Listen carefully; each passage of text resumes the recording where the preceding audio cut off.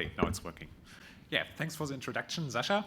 Welcome everyone to the presentation of our paper, How Does Usable Security Not End Up in Software Products? This is my colleague Marco Gutfleisch. My name is Jan Klemmer, and together we are presenting joint work with our co-authors Niklas Busch, Yasemin, Angela Sasse, and Sascha Fahl. Let's start with the first look on some motivating examples of our work. And one thing we see, and I think that's a common problem, is that cryptography is often hard to use. And one of the best examples, and probably one of the oldest ones, is secure email and encrypted email. And we know at least for 20 years since the seminal paper by Witten and Tiger that PGP has several usable security problems. And even today, if we look about what the adoption of secure and encrypted email is, my colleague Chris outlined it in his talk, it's only about 0.06% of encrypted email. And what we can conclude from this is that if we have a security mechanism that is hard to use, we only see that there's a very poor or low adoption. Another great example are passwords and their related challenges. So we also know that passwords might be very secure if chosen and handled correctly, but in the end, we know there are problems like reusing passwords, pinning them on a monitor and writing them in a post-it, or simply choosing too short or easily guessable passwords. And again, that shows that human factors somehow impact security. This and other examples also from research show that if we want to achieve effective security in the end, we do not need to only consider security alone, but also usability and human factors. And while there is actually lots of research and our community gained many insights, especially on end-user usable security, we think there is some problem and maybe some lack of usable security knowledge in the industry, because we see many software products that still have, let's say, much room for improvement regarding usable security and might have severe issues in that area. And this brings us to what we did in our paper. So for us, we think it's somehow unclear whether companies and their software teams take care of usable security, if they know what usable security is at all, and how their processes for usable security look in the wild. And in this paper, we answered the research question, which factors in the software development process and in the companies influence usable security? What are contributors and blockers for usable security in the software development? And third, when and where in the software development process are important decisions made that influence usable security? To answer and explore these research questions, we somehow needed to get insights into industry and the software development teams. And therefore, we decided to conduct interviews. And in the end, we conducted 25 semi-structured 90-minute interviews with important stakeholders from the software development process. So on the one hand, obviously, this includes developers, but it was a very diverse set. So we also talked to manager and C-level roles, and also guys more from the usability side. So for example, UX experts. And also in terms of the companies, it was very diverse. So from very small companies to very big companies with more than 5,000 employees working in different industry branches, for example, on security products like password managers, but also other things like wearables or automotive. We recruited the 25 participants on various channels. So one thing was our professional networks and freelancers from Upwork. That were the most common recruitment channel, but we also had some participants through social media advertisements. And every participant then had to fill a pre-questionnaire which handled getting consent, gathering some demographic information, and especially also some background on their security and usability experience to prepare and save time in the interview in the end.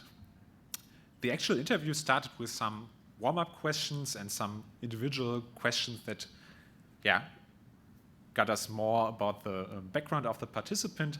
And then in the actual main part of the interview, we try to focus on an example from the participant's professional career, and we split our sections, 5 sections in the interview guide. So we tried to reconstruct somehow the software development process, and therefore we started basically with the first section we call it the communication phase. So that includes basically requirements, engineering and gathering, and then going on through a modeling phase, a planning phase, a construction phase, which actually handles the implementation, and ending with the deployment phase.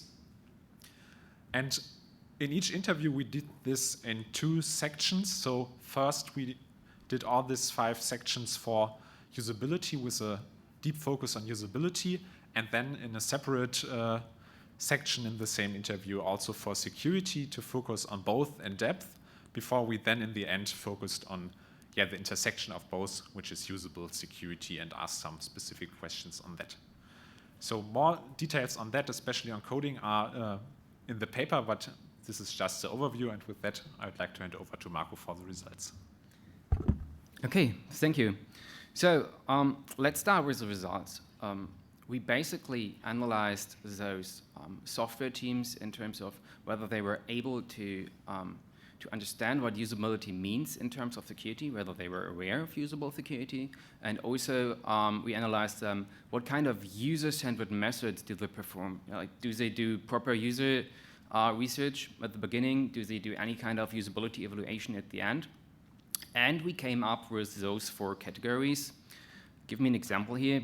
For example, this quadrant here, you could see that we found 5 companies which were aware of usable security, and which also did proper user research, or like which processes were characterized by user-centered methods. And in this, for example, they weren't aware of usable security, the majority of all companies we investigated here, and they also they really had a lack in user-centered methods. I will guide you through those categories now. Let's have a look on that. Okay, the first one on the table, you see, for example, the kind of product the teams worked on. You also see the company side and whether they were aware or like whether they have user-centered methods within their processes. So we saw a lot of misconceptions there about usable security, and what we also experienced within this category was that usability or UX experts were really rarely involved, if at all. In the next one, we also found 2 companies which did pretty well in terms of usability, but security was of lower priority for them. So even one participant described that they specifically decreased the security to increase the usability. And that is kind of a usability trade-off, what we saw here. And this is indeed also a misconception, because this is way more complex than just trading usability against security or vice versa. The next group here, this is actually the group which performed best from all we found here. So, for example, the participant which reported us about the password manager explained that they had indeed usable security as part of their business goals. Yes, the password manager indeed solves a huge usable security problem. And we also saw there that there was a lot of active user feedback gathering. So most of the product teams, they had so they actively gathered feedback from their communities. And we also saw there that there was at least one person who tried to build the bridge between the usability people and the security people. The next group, that was also really interesting because we found 6 companies within this category, and 5 of them were specifically focused on security, and they were all aware of usable security, that usability is important for security. But only one company had actively involved the designer within the processes, and also they did not perform well user-centered methods in the process. So they really had a lack of in their processes. And even one participant described that they were looking for a UX designer with a security background, and as they didn't find anyone, they just continued as they usually did. So let me now conclude this a little bit and give you the most important things which we found out that blocks usable security or that contributes usable security, But for more details, I would recommend you to just have a look at the paper because there are more factors. So we start with the first one here, limited resources. We got quite a lot the answer like, we don't have time for anything, we don't have budget for that, so we don't have budget for security or usability. And also a lot of people told us that they had really a pressure to develop features, and we called this like the functionality first attitude. The next point here, I also explained this a couple of minutes ago. We found a lot of misconceptions about usable security, what this actually is. And even we got participants which described us that if the technology is not used correctly, it's definitely the user's fault, and they were really blaming the users for that. But we also experienced that usability is indeed sometimes not taken seriously. We saw this as we had a lot of requirement specification in terms of security, but when it comes to usability, it was more like, yeah, we were just doing this. So it was not often specified within the initial requirement phase.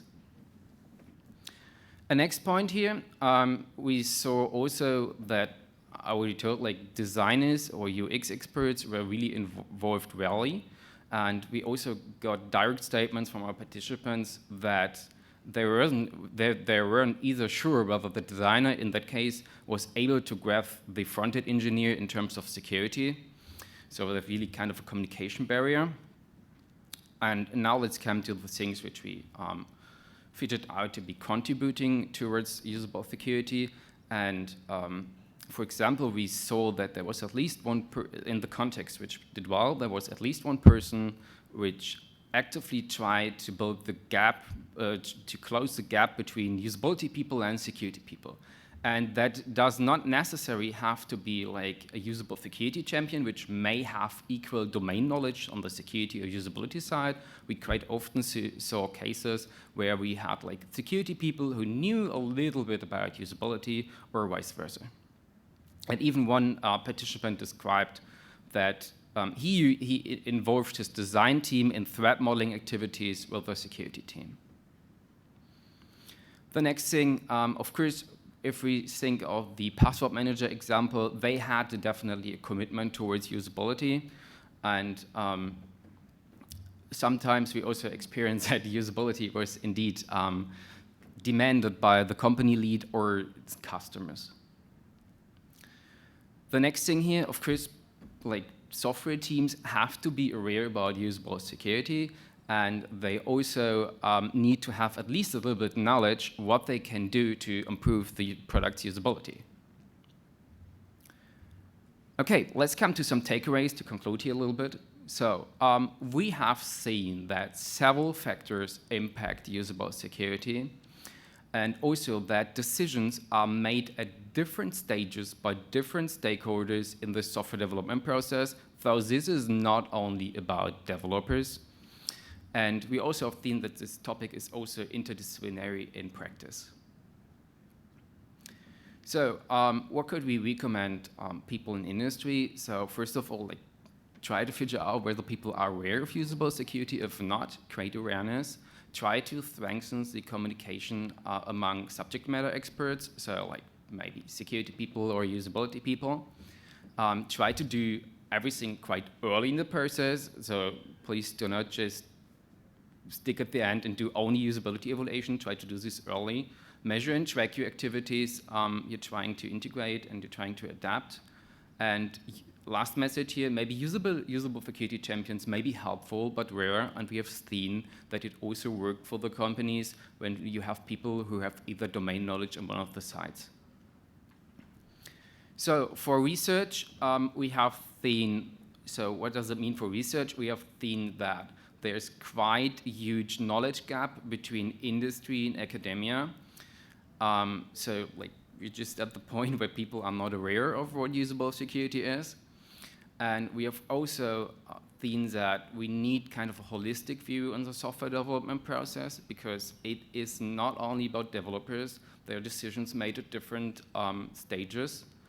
And we also have seen that we have teams which really have a lot of pressure, which really press to produce features, and we can't demand from them to just change all the processes from today to tomorrow. So we also need lightweight measures that we also could help them, like maybe secure defaults or any kind of tooling which they could easily integrate.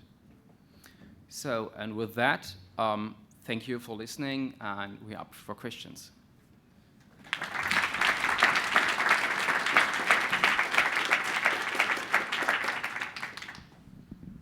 All right, do we have questions?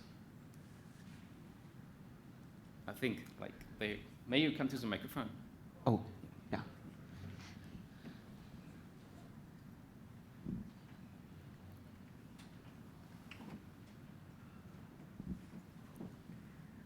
Yeah, so do you know if there is any government in any country or any agency that has identified this problem and that has given recommendations or may try to have some standard for the companies to follow to solve this problem?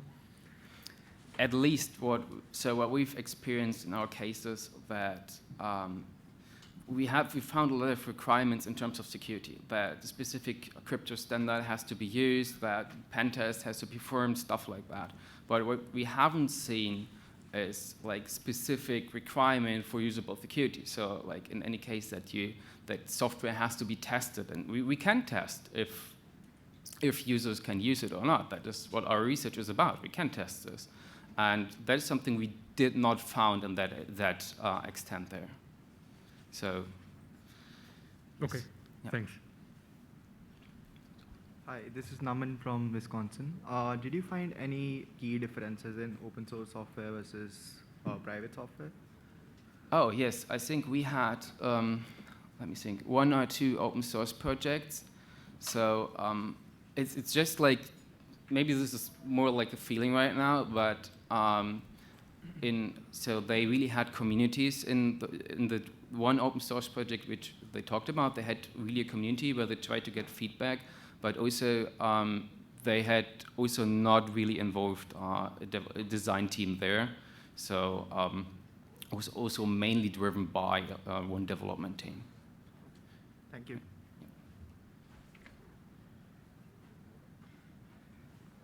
Hi, Chris Anasio, Carnegie Mellon. Did you record anything, say, for more traditional, like Waterfall-based development approaches versus Devops-based development approaches, and how that impacts how usable security integrates into the software development process? Ooh, that's a tough question. So just to give you some information, so we mainly had agile teams. So I think we had 1 or 2 companies who did Waterfall in software development. So, and if I remember correctly, there's like, I think the loop of feedback within the Waterfall was less effective, I would say. Like, you just do it once and then it's developed, and the kind of user feedback which we saw in those companies, which did pretty well in this 5 context, they really tried to get in the feedback, and that was something which was lacking a little bit, I would say, in that one Waterfall case we had doing the interviews. So, I mean, so one of the comments you made was there's a lot of pressure for feature development, right? Because, I mean, this almost feels like a case where the feature development is driven harder in Agile and in DevOps, and whereas, you don't get your product out as fast, or maybe even the product that you want with Waterfall, but you could probably get the usable security in. And I'm wondering how you would give advice to, for the companies to kind of adjust between the two and get the feedback they want in usable security in the development process between the 2 models. So I mean, like, what could we recommend to people who like do Waterfall development? Well, in both processes, right? Because because you put so much on the front end in Waterfall, you have more time to actually work through that usable security up front, but that kind of, you can't make any adjustments, right? So that's the obvious Achilles heel. I think one important point is that we sometimes think that we just like could get people to do things, and we can't developers, so in agile terms, teams are responsible for developing their own processes, for like improving their things, but we need to give them also the time and room. And that is something I think that is on the list of the management, who really should like the commitment towards usability, which should allow those teams to develop, to adapt their processes. And then we also need to give them tools like knowledge, what they can do. So I don't think it's just that we could force them to do something. We need to give them room and space also for develop towards more usable security. Hello, Massa Fonet from MPI. First, thank you for the great talk. And I do have a question regarding open source development teams versus industry. In industry, you basically have the difference between developers and designers and UX experts. And in open source team, did you get any notion if the teams are more mixed or people having different roles in the same person? Oh yes, so we had an open source project. I think it was about secure messenger that was developed open source, and they really working asynchronous, as they had people spread all over the world. So they worked a lot with commits, so in security terms, and they really had rarely meetings. So because of that kind of time zone difference, and people are spread all over the world, and like all those people, at least in that case, were not working specifically and only at that project. It was like we had like 3 main developers and then like a team of like say 10 or something, which also contributed to that kind of project. So that may make things a little bit more difficult in terms of user feedback and agile development. Okay, thank you. Yeah. All right, let's thank Jan and Marco again.